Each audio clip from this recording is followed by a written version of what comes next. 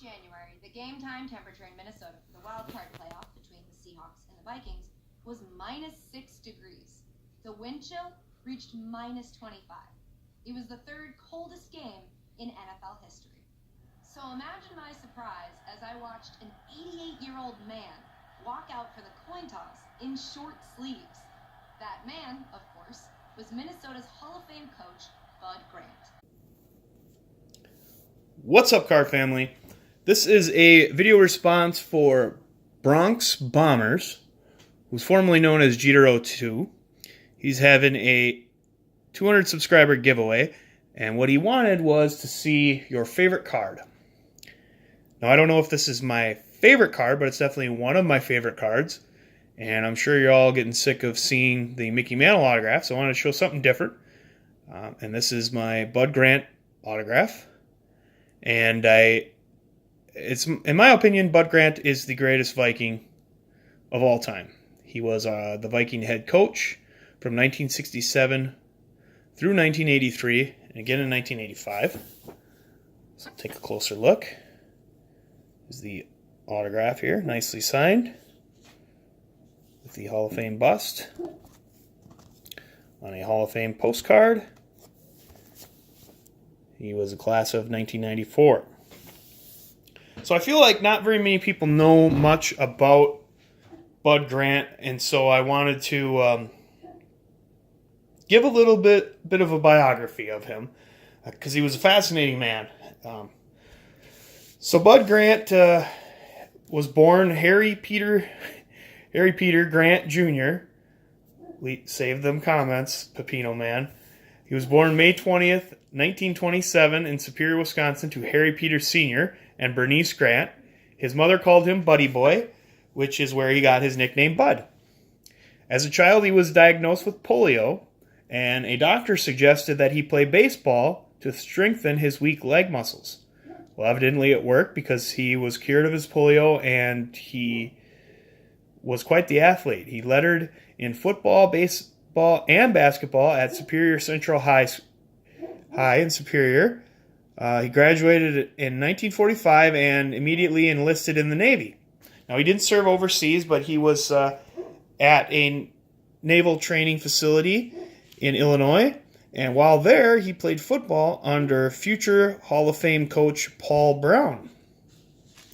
After being discharged from the Navy, he attended the University of Minnesota. He again lettered a total of 9 times in football, basketball, and baseball, and twice earned all Big Ten honors in football. He was drafted in the first round of the 1950 NFL Draft by the Philadelphia Eagles, and in the 4th round of the 1950 NBA Draft by the Minneapolis Lakers. He played 2 seasons for the Lakers, coming off the bench, and was a member of the 1950 championship team. Later that year, he married his college sweetheart, Patricia, and for their honeymoon, he took her duck hunting.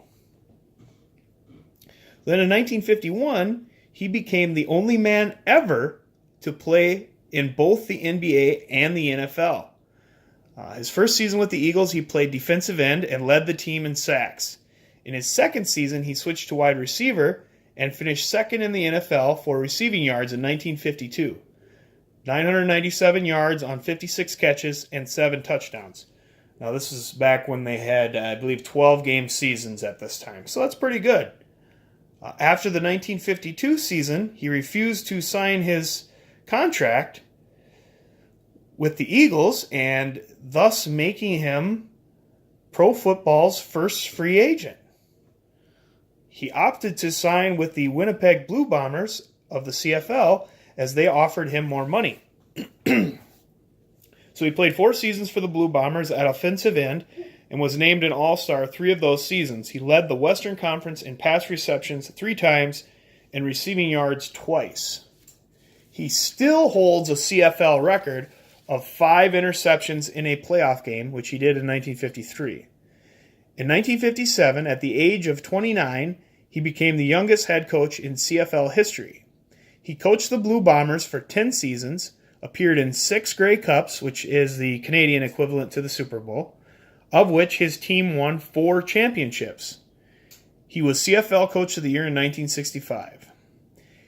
He took the job as Minnesota Vikings head coach in 1967. During his tenure, the Vikings won 11 division titles and played in 4 Super Bowls.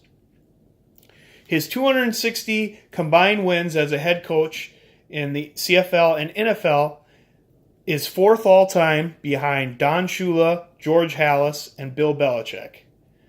Since retiring, he has been a spokesman for wetland and wildlife conservation and has been a consultant for the Vikings. At age 91, he still has his own office at the Vikings' new practice facility. Bud and Pat had 6 children and many grandchildren. Their son, Mike Grant, has coached Eden Prairie High School football since 1992 and has led them to 10 state championships. Their grandson, Ryan Grant, played linebacker at the University of Minnesota from 2008 to 2012. They were happily married for 59 years before Pat died of Parkinson's disease in 2009.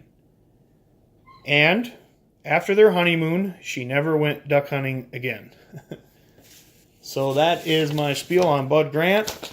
A lot of people don't know that he was in the NBA, and he was a great football player besides being a great coach. So thanks for watching.